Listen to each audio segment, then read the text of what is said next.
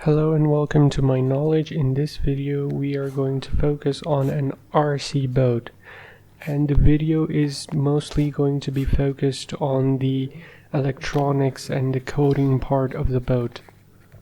The design of the boat is irrelevant to the video, so if you want to design your boat in some other way, you can do that as well. So the first thing to focus on is the electronic devices and how they are connected with each other. Now I will show you the wiring of all these systems together so that you understand how to connect these electronic devices to Arduino. And you can pause the video because I cannot show you for a longer time. I'll just display it for 3 seconds each. And yes, you can see the codes in the description below, so check those out as well. One of the code is for receiver and the other one is for transmitter. So the controller will transmit the data packets and the boat will receive it in order to follow those instructions. So these are the diagrams that you need to follow in order to understand how to wire these electronic devices. So you should pause the video each time and look into it so that you can understand how it works. The first thing we need to do is to mark the packing material or styrofoam for the shape of the controller. While imagining the perfect size for the controller, and then we need to cut it accordingly so that it is easy to hold in hand. After that, we need to plug in the pins in the joystick module.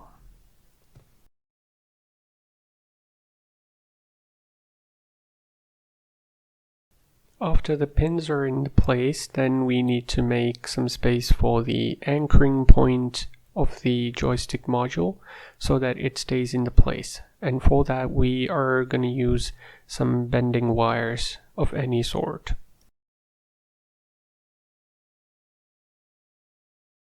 After that we need to make the bending wire go through those spaces and tie it from the back end so that it stays there and it does not move from the desired position.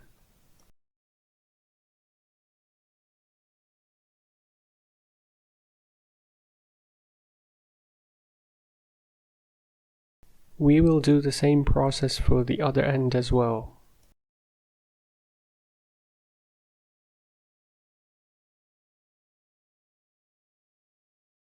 Now as we can see that the joystick controller is anchored in the right position. Now we will make the pin wires go through the spaces that we built earlier.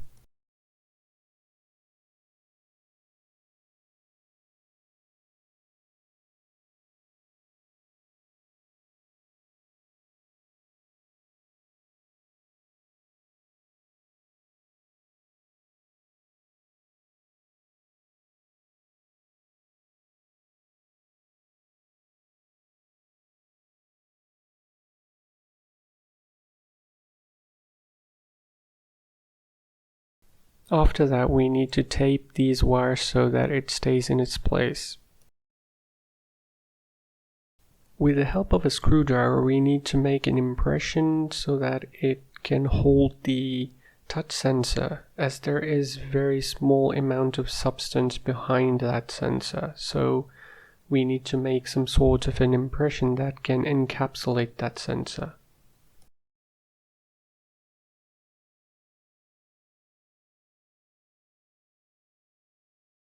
Now we need to make some spaces for the cables that are going to go through from the touch sensor, and also make some space for an anchoring point for the touch sensor so that it does not move from its place.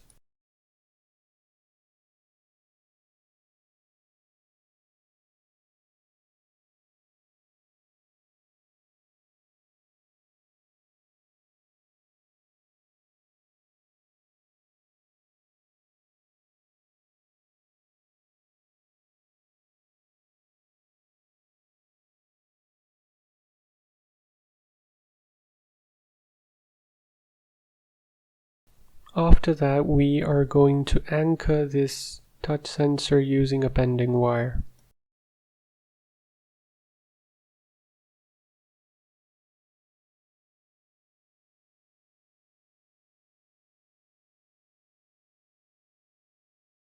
We don't want the pins to move, so we will put some tape on all the pins so they stay in their exact place.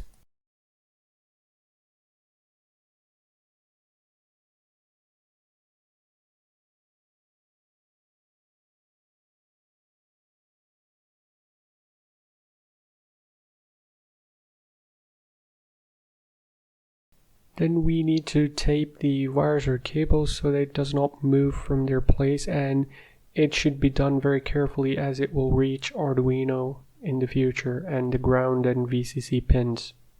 After that, we need to carefully mark and cut the packing material for making the backside of the controller, and the wires are going to be sandwiched between these two layers of packing material.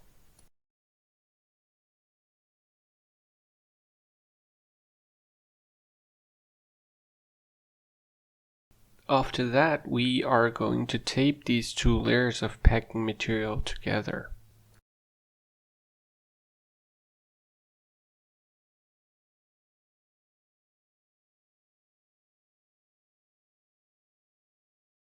For added strength, we are going to tape it horizontally as well.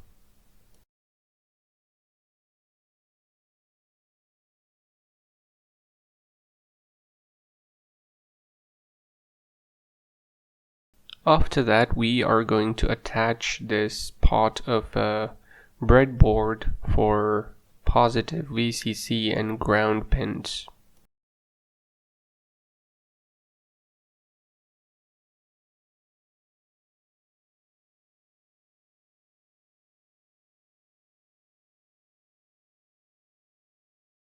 Now we need to put the VCC pins and the ground pins in the board so that it is easier for us to access in the future.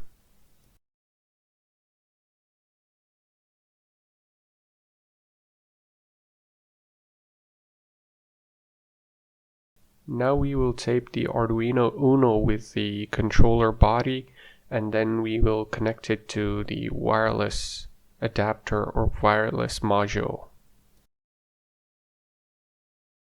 For added strength, we added a little bit more tape to the sides of the controller so that it have more strength and it is easier to hold because there are a lot of pins and wires everywhere.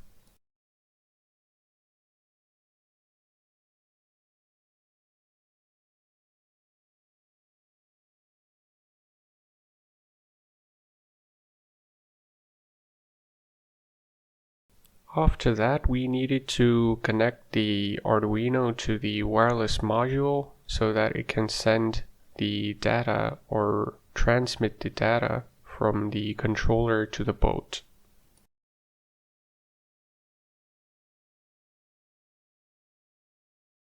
In order to keep the connectors intact, we needed to tape them so that they stay there. Now, as you can see that we are done with the controller and the code is uploaded to the Arduino inside the controller. After that, we are going to focus on the boat. As we can see that the controller can control the servo and the light inside the circuit, so it is basically transmitting data. The other Arduino is going to be placed in the boat, and instead of the light we are going to use a motor with a motor driver.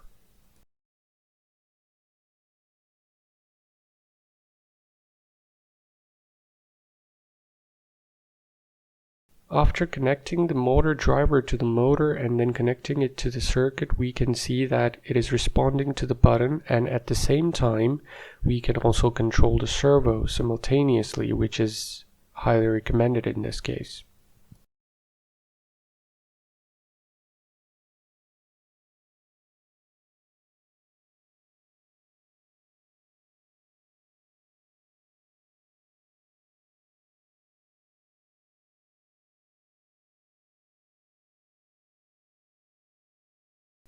In my case, the motor was a low power motor, so we decided to make the body of the boat from packing material. With the same wireless system you can make a bigger boat, but in order to do that you need a more powerful motor and a bigger power supply unit.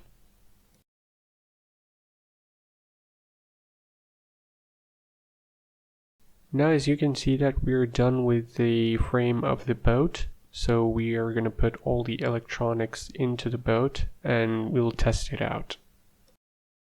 Make sure that you place all the electronics in a way that water can't get to it, otherwise it can damage your electronic devices. We need a mount for the shaft of the propeller so that the boat stays in a straight line and does not vibrate, so we'll put a mount from the inside of the boat. Now you can see that all the electronic devices are fixed inside the boat using a double tape.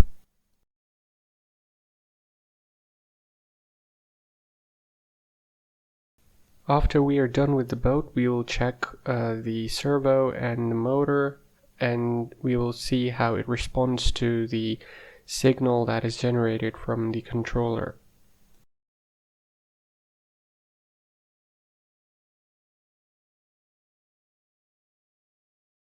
I think the testing went very well, but I would highly recommend you to find a swimming pool and test your boat there, because I didn't have enough space to test it properly, but it works. So the last thing you need to test is the left and right turn. You should turn the boat to the left side and then to the right side, just to see if the propeller is perfectly aligned with the servo. So that's about it for this video. I hope I see you in the next one. Take care.